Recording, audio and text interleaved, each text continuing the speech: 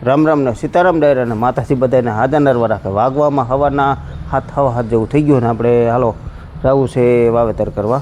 વાવેતર મગફળીનું છે ને પારાય બાંધવાના છે એક ભાઈના, એટલે ખાતર વાવીને ટૂંકમાં પારાય બાંધવાના છે. એટલે ખાતર એ વાવવા જવાનું છે. પછી કાલે આપણે સોયાબીન વાવતા હતા હિતેશભાઈ રણપરિયાનું, જે 30 વીઘાનું, એ કાલે સાંજે વવાઈ ગયું હતું. સાંજે મોડું થઈ ગયું હતું, 9:30 વાગી ગયા હતા. એટલે ઘરે આવ્યો તો 10:30 થઈ ગયા હતા અને ખાઈ પીને નવરા થયા હતા 11 સવા 11 થયા હતા. એટલે એ વાવાઈ ગયું. એટલે ટૂંકમાં એમાં શું છે, પછી એ કે વાવી જ દેવું હવે એક જ ધારું. પછી તું આમ સેટિંગ થઈ ગયું હતું એટલે કંઈ ઉપાધિ ન હોય. અને બપોરે ગયા હતા લગભગ 2:30 વાગે, તો ત્યાં ગયા પછી એવું નક્કી થયું કે હવે આખું ખેતર વાવી દેવું છે. નકર તો આપણે સવારમાં વહેલા જાય, કે સવારમાં આપણે વહેલા પછી બીજું થોડું ઘણું કામ હતું એ કરીએ. એટલે એમ થતું હતું. ને પછી પહેલાં સવારમાં એવી વાત હતી કે ભાઈ થોડુંક વાવીશું, ભાઈ એટલું પી જાય, પછી પાછું વાવીશું. તો ત્યાં ગયો ત્યાં કે બધું વાવી દેવું હવે. એટલે પછી મેં કીધું હાલો ખેંચી લે, બીજું શું હોય. જમવાનું થોડુંક મોડું થયું પણ કાંઈ વાંધો નહીં. એટલે એવું તો હાલ્યા જ રાખતું એમાં. હાલો જો ગંગા અહીંયા બાંધી છે, ગંગા જય ગૌ માતા. અને મીરા અહીંયા બાંધી, મીરા હાલો હાલ જય ગૌ માતા. હાલો જો વાડીવાળા વાડીએ વહી ગયા, બાળકો વહી ગયા ભણવા. કા આપણે રહ્યા, તમે બે રહેવો, હું અહીંયા આગળ વયો થાય. તો વાડીવાળા પાણી હાલે કે એક પાર્યું લગભગ પી ગયું, એટલું 2 વાત રહી ગયા. હા એ આટલે લગભગ પી જાય, બહુ રોકે. હા કપાસ વરસાદ એટલે પોરા આપણે ક્યાં કઈ પાણી જાય હતા આખું વરસ એમને. અને પછી કંઈ એમાં વાવેલું નહોતું એટલે એમનું ખેતર પડ્યું હતું એટલે પાણી તો રોકે ને. એટલે તોય આ તો સારું છે આપણું પાણી હવે વધ્યું ને ગયું એમાં તો વવાણું. નકર તો એ વાવણીમાં જ વવાય. અને વાવણી આજકાલ આખી થતી જાય. એટલે વરસાદે ભાઈ છે ને ખેસાણો છે, તો બીજું તો કેમ કરવું, આપણા નસીબ બીજું. હા હાલો આ ઓલી તોરણી કાલે સોડાવી નાખી હતી ને આ જોડી લીધી હતી. અને આને આજ હાંકવાની છે, પારાય બાંધવાના છે ને મગફળી વાવવાની છે. એટલે આની આજ લેતા જાય. હાલો પાણીની બોટલું ભરાઈ ગઈ કમ્પ્લીટ. હો વાંધો નહીં. સીતારામને જય શ્રી કૃષ્ણ બધાય. હાલો જો કપડાને એવું ધોવાઈ ગયું. કેમ હવે હંજવારી પોતાને એવું રહ્યું. હાલો મંડો શીખવા એટલે થઈ જાવ તમે નવરા. તો અત્યારે આપણે મગફળીનું વાવેતર ચાલુ છે ને કેવી રીતે વવાય છે. જોકે જૂના વિડીયો જોયા હોય એને બધાને ખ્યાલ જ હોય, અને ન જોયા હોય એને ટૂંકમાં એમના માટે. 40 નંબર મગફળી છે, 4 દાંતે વવાય છે. વાતરમાં થાય છે 4 દાંતા, હાયરું 4 અને 18ની જારીએ વવાય છે. હવે આગળ તમને બતાવું કેટલા દાણા જાય છે, કેટલું ખાતર જાય છે. ખાતરનું પણ આપણે અલગ કઈ રીતે સિસ્ટમ કરી છે એ બધું તમને વ્યવસ્થિત બના રહીજો વિડીયોમાં. વિડીયો સારો લાગે તો લાઈક આપજો, તમામ ગ્રુપમાં શેર. વાવેતર આપણે આ સેટેથી ચાલુ કર્યું હતું, આ મકાનનો ખૂણો રહ્યો ને ત્યાંથી ચાલુ કર્યું હતું. હવે આમ વાવતા હાલ્યા જાય છે. અત્યારે જો ટ્રેક્ટર એટલે ફૂગી ગયું, 5-6 વીઘા જેટલું વવાઈ ગયું છે. અને હજી આ લાંબો પટ્ટો બધો બાકી છે. અમારે અહીંયા છે ને દાખલા તરીકે ઘઉંવાળું છે આ ખેતર. તો ઘઉંવાળું ખેતર કોઈ પલારીને નથી વાવતા. જો આ રીતે હુકલ જમીન છે, હાવ કોરામાં જેમ ગણો તો ગણાય, કોરામાં જ વાવે છે. અને હુકલ જમીન, એમ પિયત નથી આપેલું, હુકલ જમીનમાં સીધું વાવેતર થાય છે. અને બીજા નંબરમાં જ્યારે હાર્વેસ્ટર ઘઉં થઈ ગયા તે પછી જ્યારે ખેતી કરવી હોય ને ત્યારે ટૂંકમાં આને એકવાર પલારી દે, એટલે કે ખેતી સારી થાય, ઢેફું ન કાઢે. અને પછી ટૂંકમાં એ હુકાય ને એમને તપવા દે. હુકાય એટલે પંચ્યું કે દાંતિક જે કંઈ મારવું હોય મારી દે. પછી એમને તપવા દે. જ્યારે વાવવાનો ટાઈમ થોડાક દીની વાર હોય, અઠવાડિયા 10 દીની, પછી રોટાવેટર મારે. એટલે ખેતી એક નંબર બની જાય. આમાં તમે ક્યાંય ઢેફું નહીં ભરો. જો જેટલા ટૂંકમાં અમારા ગામની સિસ્ટમ જ આ રીતે ટૂંકમાં કરે.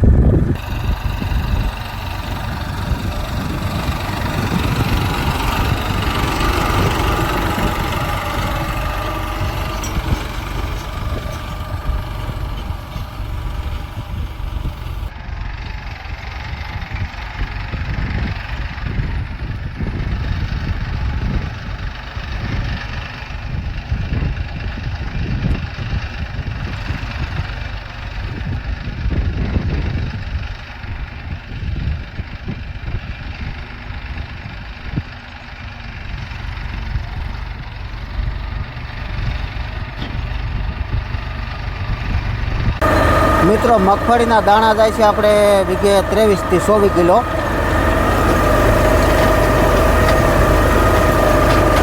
ફેરી છે મીડિયમ અને મગફળી છે 40 નંબર. ખાતર છે NPK 12-32-16. ખાતર જાય છે વીઘે 20 કિલો. અને ખાતર મગફળી ભેગા દાણા ભેગું ટૂંકમાં નથી પડતું. આપણે સાઈડમાં દાંતાની અલગ વ્યવસ્થા કરેલી છે. જો પાછલા 8 દાંતારિયા ને એમાં બધામાં ખાતર જાય છે અને આગળ 4 દાંતારિયા એમાં મગફળી જાય છે. અને વાતર બાતર બધું છે ને કમ્પ્લીટ બને. જો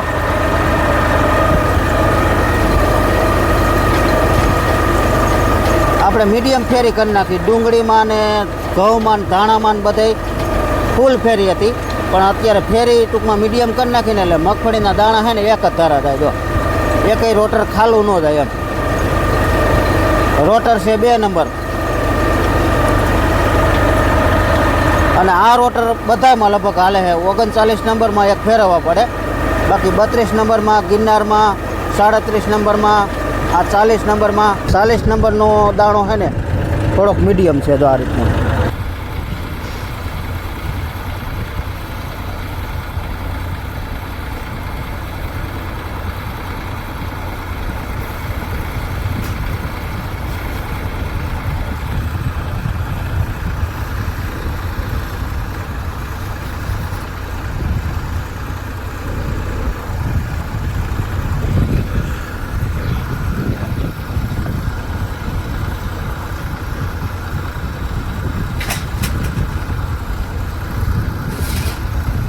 શું કેમ મુકાભાઈ?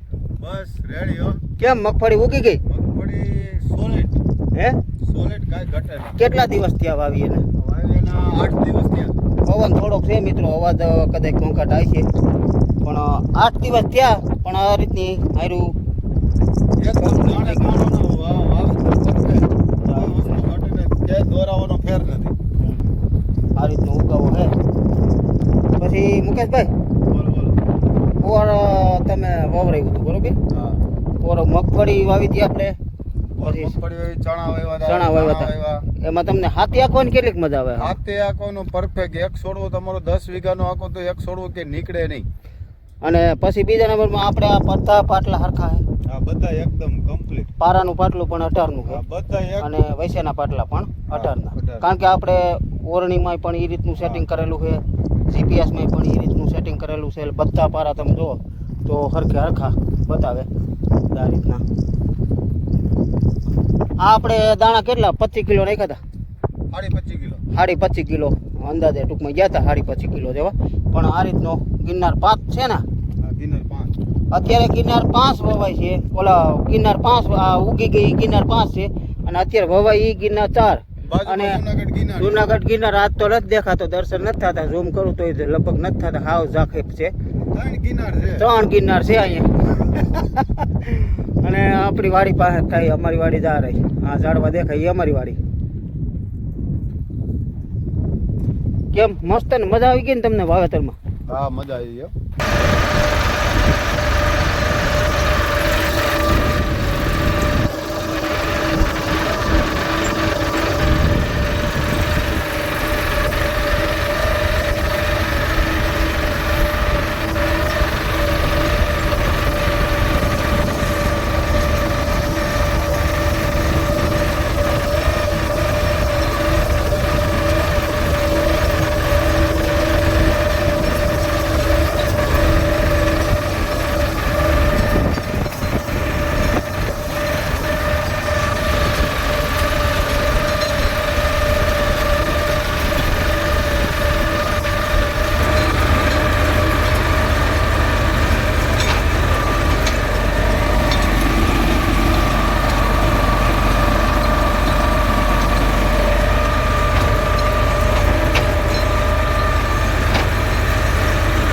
હારું કેમ માંડવી ઉગી ગઈ? અરે ધોમ હો. હે પાણી વારવાની કેવી મજા આવી હતી? અરે બહુ ટેસડા. ખપારી મારવી પડે? ક્યાંય નહીં. નકર આ જો તો કાયદેસર આમ ઢાર વાળું છે, આડા ઢાર વાળું. ઊભો ઢારી છે ને આડોય છે, કારણ કે લેવલ કરેલું છે. સામે જો આ કટ દેખાય ને એટલું લેવલ કરેલું છે. કેટલા ફૂટ ઉતારેલું છે? 6 થી 7 ફૂટ ઉતારેલું છે. એટલે આડો ટાળી છે અને ઊભો ટાળી થોડોક છે. હવે તો નથી બહુ, પહેલા બહુ હતો કા, પેલા બહુ. પહેલા બહુ હતો. પણ ઓલું આગળ વાવી ગયા તમે કે ખપારી મારવી પડી હતી? કાંઈ નહીં. 2 વાર નાખું વારી ખાસું દીજ જોવાનું હોય, કારણ કે ખપારી ખેડૂતને મારવી પડે ને એ અઘરું થઈ જતું હોય. અને વાતર જો આપણે કેટલું ક્લીન બને જો તમે. અને આ છે બધા અમારા વડીલો હો કા.